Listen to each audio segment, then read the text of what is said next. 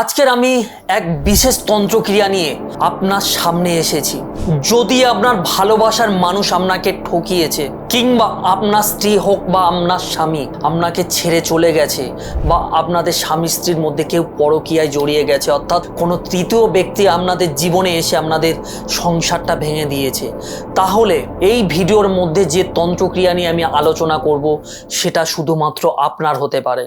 আর যদি এই সমস্যাগুলো আপনার না থাকে তাহলে আপনি এখনই স্কিপ করে বার হয়ে যান। আর যদি এই সমস্যার মধ্যে একটা সমস্যা আপনার থাকে তাহলে এই ভিডিওটি শেষ পর্যন্ত দেখুন।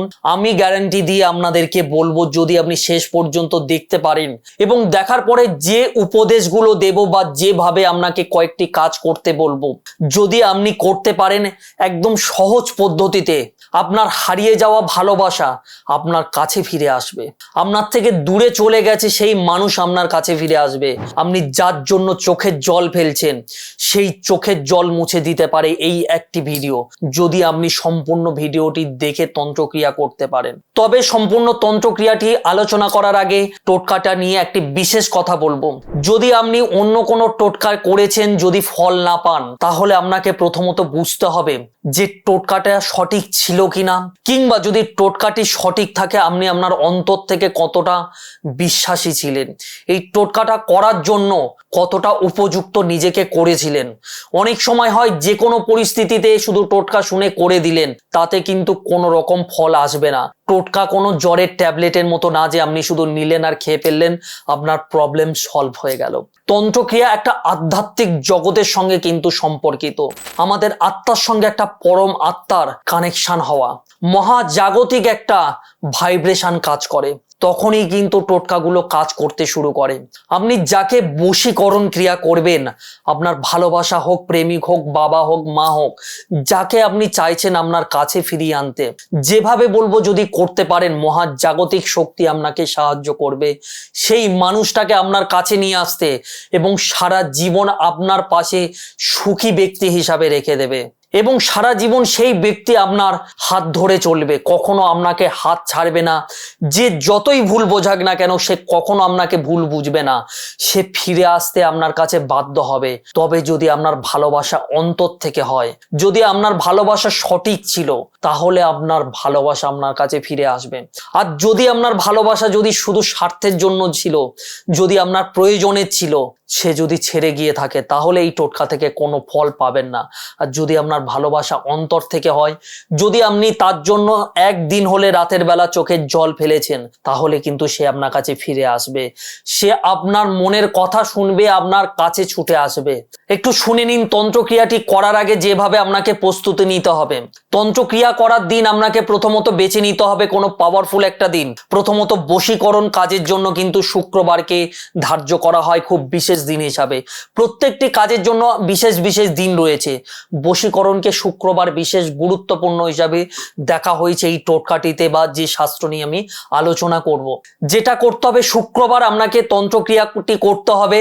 সেই প্রস্তুতি নেওয়ার আগে আপনাকে আজকের থেকে নিরামিষ খেতে হবে, অর্থাৎ 3 দিন আগে থেকে নিরামিষ আহার করতে হবে। এবং যদি আপনি অ্যালকোহল বা কোনো ধূমপান করেন, তাহলে সেটাকেও আপনাকে ছাড়তে হবে 3 দিনের জন্য। 3 দিনের জন্য আপনাকে ব্রহ্মচর্য পালন করতে হবে। আমার ইউটিউব চ্যানেলে দেওয়া রয়েছে কিভাবে ব্রহ্মচর্য পালন করবেন, সেটা আপনি দেখে নিতে পারেন। এবং সবচেয়ে গুরুত্বপূর্ণ যেটা, এই 3 দিন আপনাকে ব্রহ্ম মুহূর্তে ঘুম থেকে উঠতে হবে, অর্থাৎ সূর্য ওঠার ঠিক 1 ঘন্টা 45 মিনিট আগে আপনাকে ঘুম থেকে উঠতে হবে। কেন আপনাকে এই সময় ঘুম থেকে উঠতে বলছি? এই সময়টাই হচ্ছে দিনের শুরু, অর্থাৎ এই সময় যদি আপনি কোনো কিছু মন্ত্র জপ করেন, খুব পাওয়ারফুল ভাবে কিন্তু সেটা পরম আত্মার কাছে পৌঁছে যাবে। কারণ এই সময়টা হচ্ছে আত্মা এবং পরম আত্মার একটা মিলনের শুভ সময়। কি করবেন ব্রহ্ম মুহূর্তে উঠে? আমি একটা মন্ত্র আপনাকে দেব, যেটা কিনা ডিসক্রিপশনে লেখা থাকবে। ব্রহ্ম মুহূর্তে 3 দিন আগে থেকে উঠবেন, ওঠার পরে মুখ হাত পা ধোয়ার পরে পরিষ্কার পরিচ্ছন্ন একটা বস্ত্র পরবেন, পরার পরে সেই মন্ত্রটি 101 বার করে জপ করবেন, করে নিজের 2 হাতের তালুতে ফুঁক দেবেন। এইভাবে মন্ত্রটাকে সিদ্ধ করতে হবে। কেননা আপনারা দেখেছেন যে অনেক ইউটিউব চ্যানেলে বলে দিয়েছে এই মন্ত্র আপনি জপ করে নিন, কিন্তু প্রথমত বুঝতে হবে যে কোনো মন্ত্র কাজ কাজ করতে পারে, কিন্তু সেই মন্ত্র কাজ করার আগে সেই মন্ত্রটাকে ভালোভাবে জাগিয়ে রাখতে হবে, তবে সেই মন্ত্রটা আপনার কথা শুনবে। আর সেই মন্ত্র যখন আপনার কথা শুনবে, আপনি যার উদ্দেশ্যে করবেন, যে ভালোবাসার মানুষের উদ্দেশ্যে করবেন, সেই ভালোবাসার মানুষ আপনার কথাও শুনতে বাধ্য হবে। যেভাবে বললাম আপনি 3 দিন এইভাবে প্রিপারেশন নিয়ে নেবেন, নিয়ে পুরোপুরি রেডি হয়ে যাবেন। শুক্রবার দিন ঠিক যেই সময় সন্ধ্যা হব এবং দিনের শেষ, অর্থাৎ দিন এবং রাতের যে সংযোগ সময়, যেটাকে বলা হয় গোধূলি সময়, সেই সময় আপনাকে এই কাজটি করতে হবে। কিছুই করতে হবে না, শুধু আপনার ভালোবাসার মানুষটার ছবিটা আপনি আপনার হাতের মধ্যে নেবেন, ডান হাতের মধ্যে নেবেন, এবং একটা তেজপাতা নেবেন। তেজপাতার মধ্যে যে মন্ত্রটি আপনি জপ করেছিলেন ছোট ছোট করে লিখবেন, লিখে সেই ফটোটার উপরে রাখবেন। রেখে যে মন্ত্রটি আপনি জপ করেছিলেন সেই মন্ত্রটি শুধুমাত্র 108 বার জপ করবেন, এবং প্রতিটা জপের সাথে সেটার উপরে, অর্থাৎ যে ছবি বা তেজপাতা রয়েছে একত্রে রেখেছেন, তার উপরে ফুঁক দিতে থাকবেন।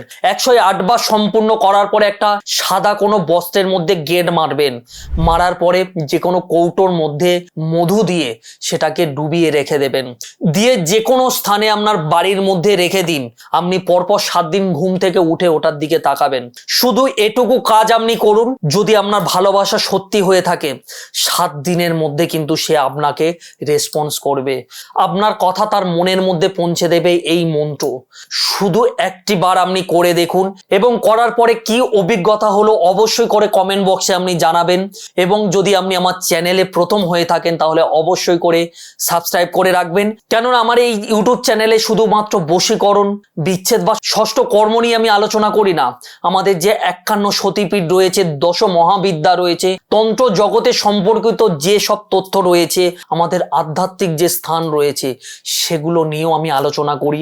সেই গভীর রহস্যে যেতে শুরু করি, কেননা অনেক মানুষ ভাবে যে তন্ত্রক্রিয়া মানে ভুল বা কুসংস্কার। আপনাকে প্রথমে জানতে হবে যে তন্ত্রক্রিয়া কোনো কুসংস্কার না, সেটা জানানোর চেষ্টা আমি প্রতিনিয়ত করে চলছি।